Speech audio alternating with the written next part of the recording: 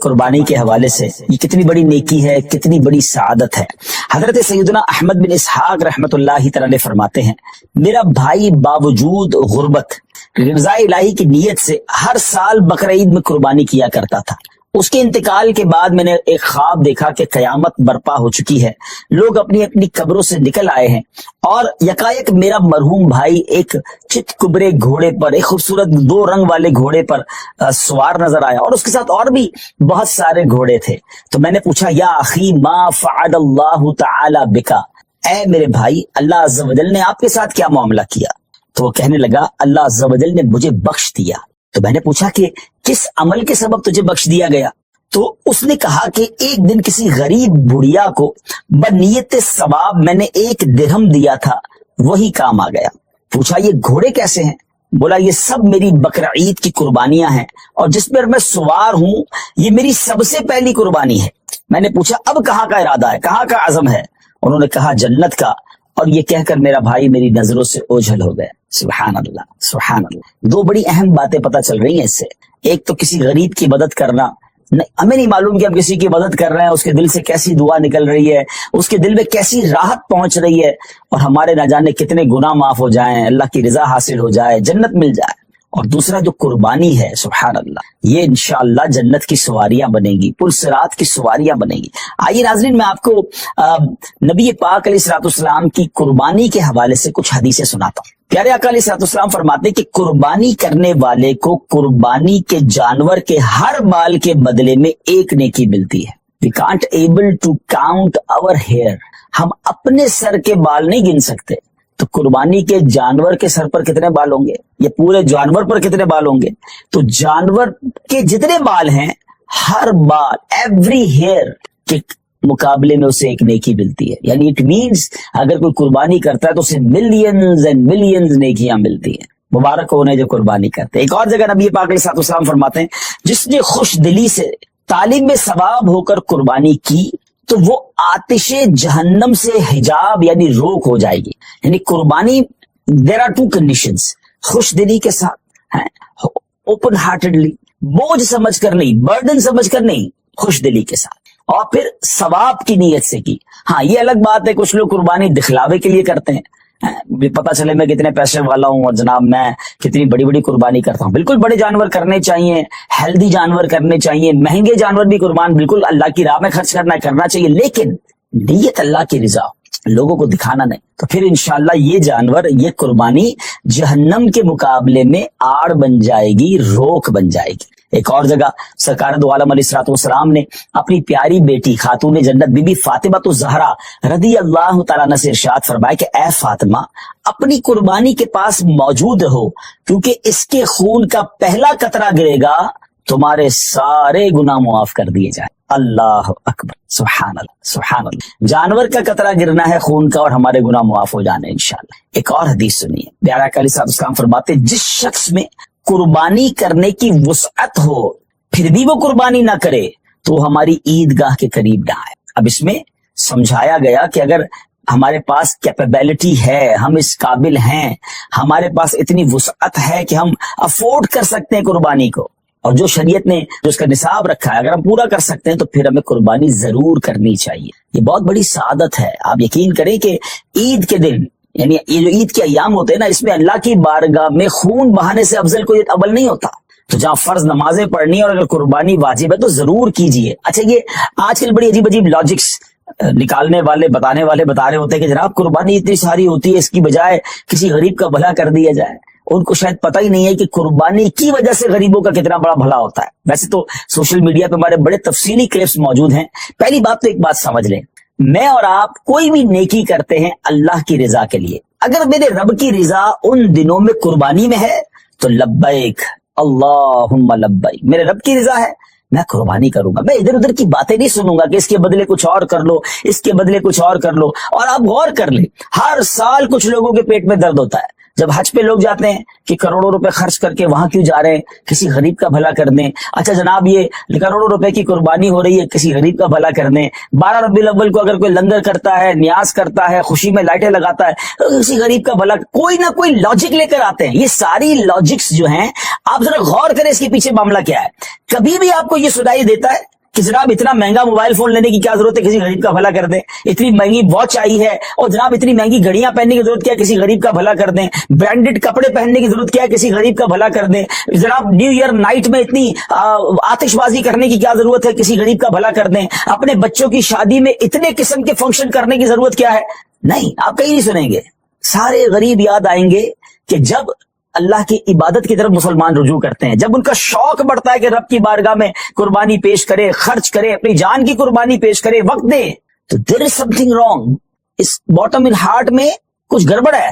سمجھیے بات کو. اب میں آپ کو بتاتا ہوں جس کو بہت زیادہ اس بات کی فکر ہے کہ غریبوں کا بھلا ہو جائے. یہ قربانی سبحان اللہ یہ ایک ایسا شاندار فریضہ ہے اور ایسی خوبصورت یوں سمجھے کہ تہوار ہے، اسلامی تہوار ہے کہ جس کی برکت سے لاکھوں نہیں کروڑوں غریبوں کا بھلا ہوتا ہے فرام دا ڈے ون. اچھا صرف پاکستان کی مثال لے لیں.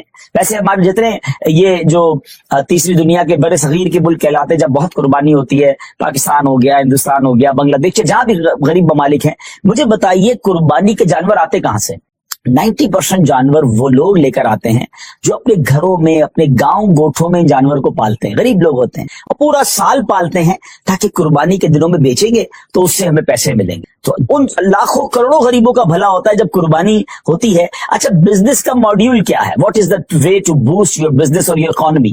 اس کا طریقہ یہ کہ ایک بندے کی جیب سے پیسہ نکلے اور وہ مختلف لوگوں کی جیبوں میں چلا جائے. امیر کی جیب سے پیسہ نکلے، غریب کی جیب میں چلا جائے. تو اب وہ غربا، وہ محنت مزدوری کرنے والے گاؤں گوٹ کے ولیجرز، وہ گاؤں گوٹ کے رہنے والے جانور لے کر شہروں میں آتے ہیں اور جناب اب امیر آدمی، اب جس کو اللہ نے استطاعت دی، وہ پیسے دیتا ہے اور ان کو گویا پورے سال کے لیے اتنی اماؤنٹ مل جاتی کہ پورا سال وہ اپنا گھر چلاتے ہیں، نئے جانور پالتے ہیں. تو جناب پہلا فائدہ تو یہ ہو گیا. کہاں گئے پیسے؟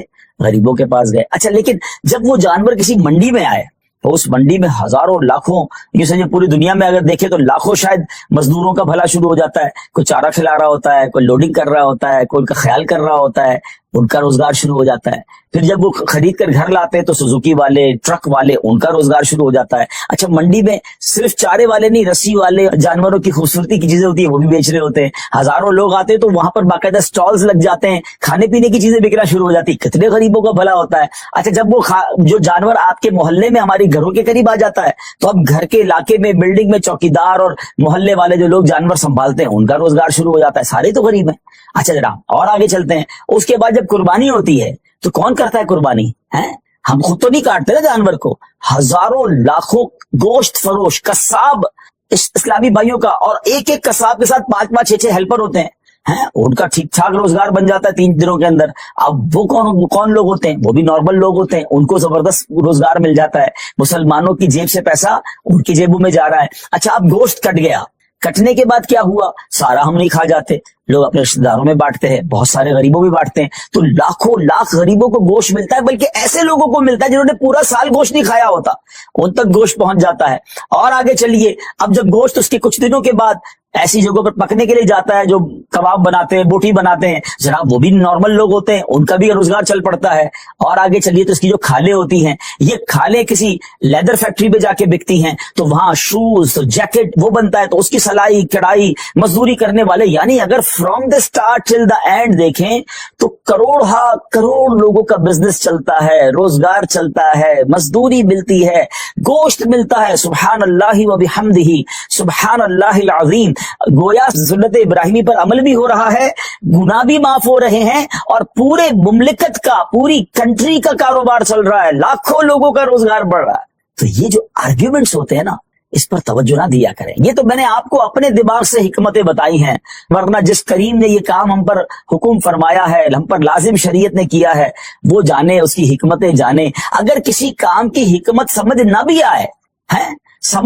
آئے تو ہمارا کام اس کی لاجک تلاش کرنا نہیں. اگر ہمیں یہ پتا چل گیا کہ یہ اللہ کا حکم ہے، اللہ کے حبیب کا حکم ہے، ہمارا کام لبیک کیا ہے؟ ہمارا کام عمل کرنا. ہم بندے ہیں، ہمارا کام لبیک کہہ کر کام کر. بقرہ عید کے دن قریب ہیں.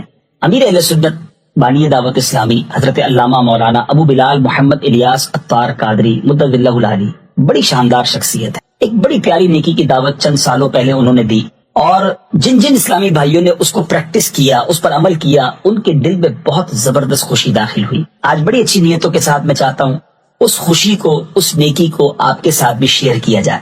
دنیا میں بہت سارے عاشقان رسول قربانی کرتے ہیں، اور قربانی کا گوشت اپنے غریب رشتہ داروں میں، اپنے غریب ملازمین میں اور پڑوسیوں میں تقسیم کرتے ہیں. بہت اچھی بات ہے، مگر اگر اس میں ایک اور اضافہ کر دیا جائے، مثال کے طور پہ آپ کے کچھ ایسے غریب رشتہ دار ہیں، ملازمین ہیں، پڑوسی ہیں، جن کو آپ ہر سال ہی گوشت دیتے ہیں، مگر ان کے گھر میں قربانی نہیں ہوتی. اگر اللہ نے آپ کو نوازا ہے نا، تو کوشش کریں کہ ان کو ایک بکرا، اللہ نے اور حیثیت دی ہے تو پوری گائیں آپ انہیں دلا کے دے دیں، یا بہتر تو یہ ہے کہ انہیں ہی رقم دے دیں کہ وہ خود جا کر خریداری کریں.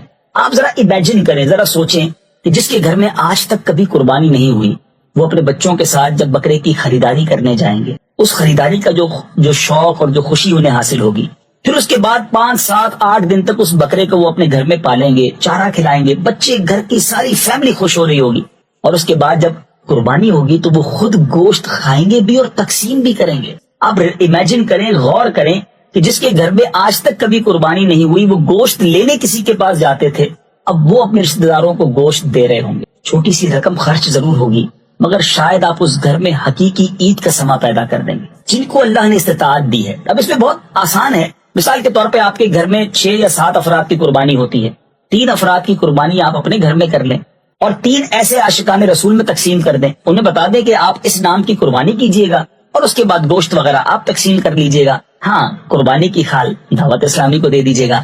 اور امیر اہل سنت کی دور اندیشی اور فراست دیکھیں. آپ فرماتے ہیں کہ صرف جانور کی رقم نہ دی جائے، بلکہ جتنے دن اس نے گھر میں جانور پالنا ہے، وہ غریب کہاں سے اسے چارہ کھلائے گا، اسے چارے کی بھی رقم دی جائے، اور کسائی کے جو کاٹنے کی رقم ہے وہ بھی اسے دی جائے، تاکہ اس پر کوئی بوجھ نہ ہو، وہ فری ہو کر یہ قربانی کرے. یقین کریں کسی غریب کے دل میں خوشی داخل کر کے آپ اپنی عید کو اور پرمسرت بنا سکتے ہیں. اللہ کرے کہ اس ویڈیو میسج کی وجہ سے اور لوگ بھی یہ نیکی کا کام کریں، مسلمانوں کے دلوں میں خوشی داخل کریں.